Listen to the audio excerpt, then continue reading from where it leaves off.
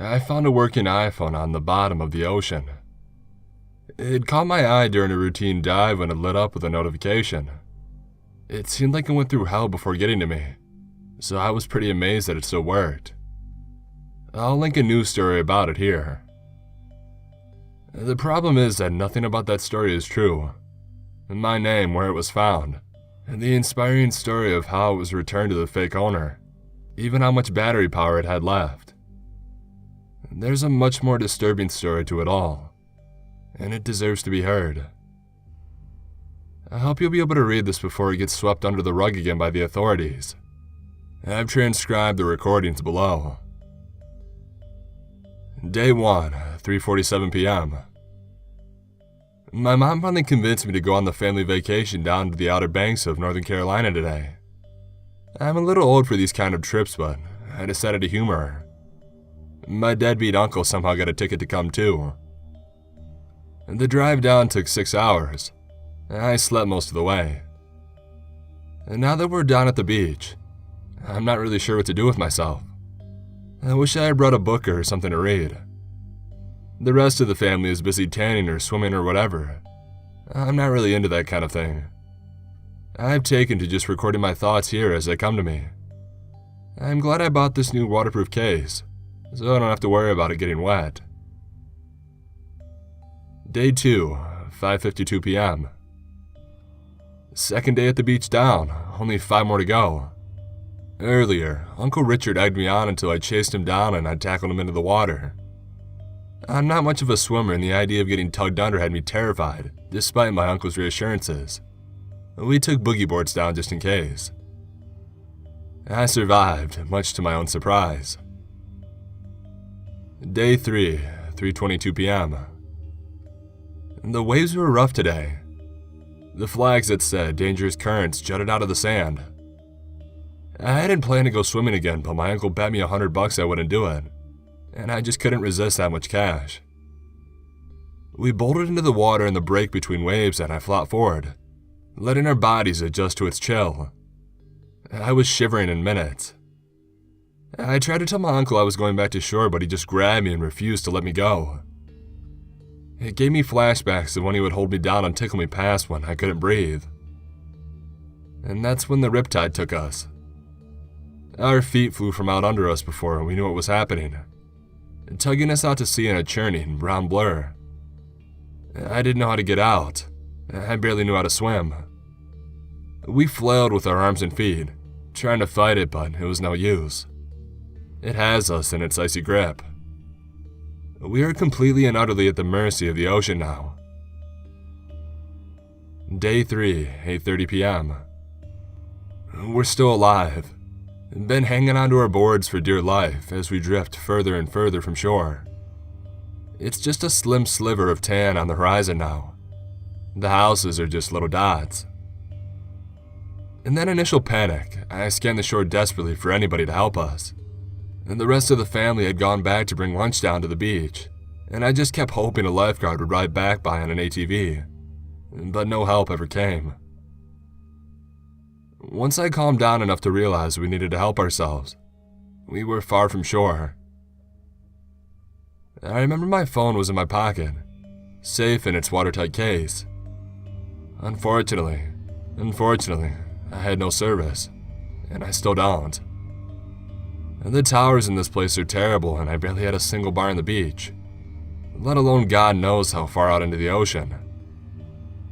My uncle hasn't said much, though the bags under his eyes seem darker, and he keeps giving me this guilty look. The sunset is hauntingly beautiful out here though, with its reds and pinks bleeding into oranges and yellows. There's nothing to obscure it. I would be enjoying it more if the retreating sun didn't suck what little warmth remained from the water and the air.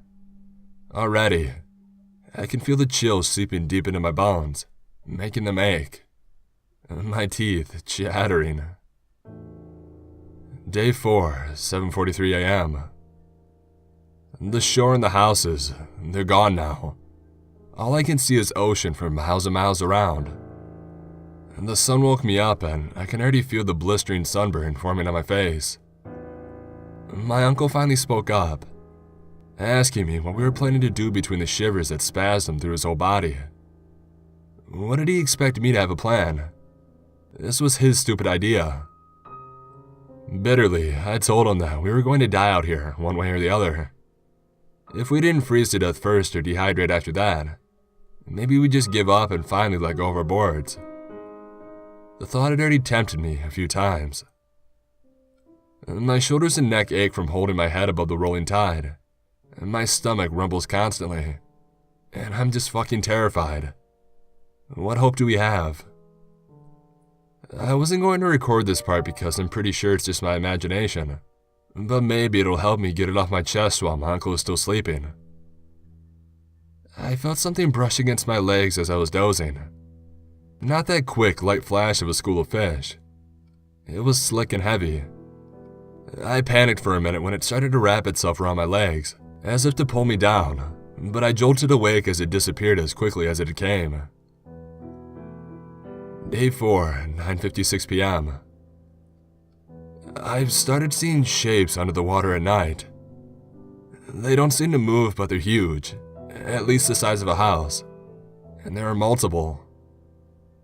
My uncle keeps trying to tell me they're whales, so he couldn't explain the glow from deep below them that pulsed and lit up their silhouettes, or why we can't see anything down there during the day. Day 4, 11:48 p.m. I'm beyond hungry now. It's become a gnawing, acidic pain in the depth of my bowels. I can feel my body consuming itself. All I can taste is the salt on my tongue. My throat is run dry from accidentally swallowing the ocean water. A constant reminder that I'll dehydrate soon, and so will my uncle. He's been slipping further and further into the water as the minutes drag by. I think he's losing his strength. We've drifted apart, but I can still see him. I feel like a monster for saying this, but the world wouldn't have lost anything when he finally lets go. He's ruined more than just his own life with what he's done. What if? What if I killed him? Just ended his suffering now. And better yet, I killed him and I ate him. It would keep me alive a little bit longer, if I could stomach it. Maybe long enough to be rescued. No, I can't do that. What am I saying? Day 5, 9:45 p.m. Uncle finally slipped below the water today, and I thought that was the end of it, but he came back up after a long minute. When he did it, he looked shocked and pale. He told me that it wasn't whales. There were buildings down there on the ocean floor. He couldn't make out many details, but he said there was definitely glass and lights. I don't think I believe him. Dying hallucinations, most likely.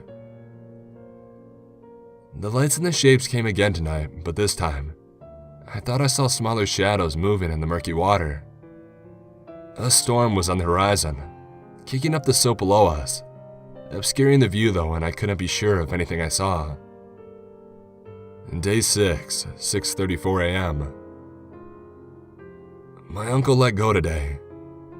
He looked at me one more time before he did, and then he said he was going to see what was down there before he died. His last words were a warning. Don't come looking for me. Day 6, 6:29 p.m. I'm alone now, and I can feel my mind unraveling beneath the lack of hydration and food and company.